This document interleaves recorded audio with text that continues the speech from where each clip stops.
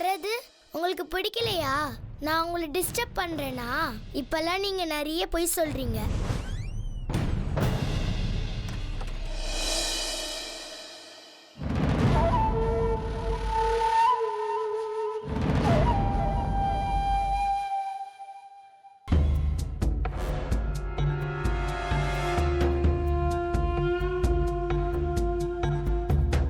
தப்பு பண்ணிட்டீங்க சூர்யா.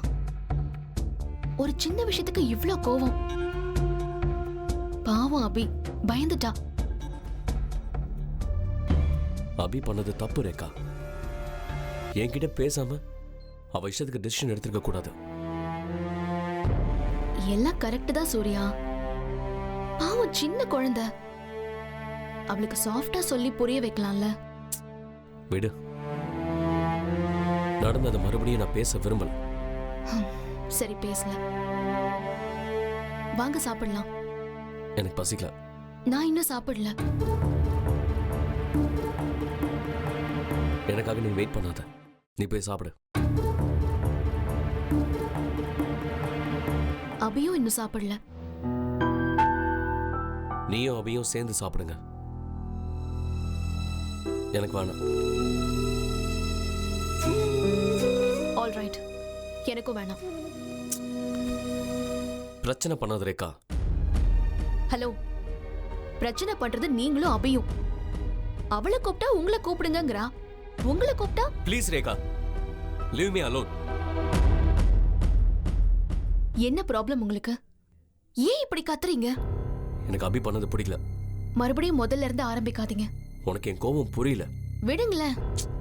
விட முடியாது. இனி அவகிட்ட நான் பேசவே மாட்டேன். அவ இஷ்டத்துக்கு அவ என்ன வேணாலும் பண்ணிக்கிட்டோம். நான் ஒரு வார்த்தை கூட கேட்க மாட்டேன். ஒரே பொண்ணுன்னு செல்லம் கொடுத்து வளர்த்தது ஏன் தப்பு. சொன்னதுக்கெல்லாம் தலையாட்டினது அடுத்த தப்பு.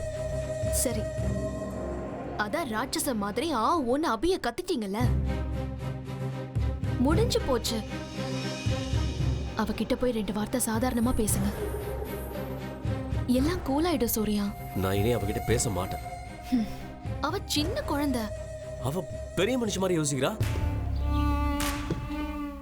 என்னால டீல் பண்ண முடியாது.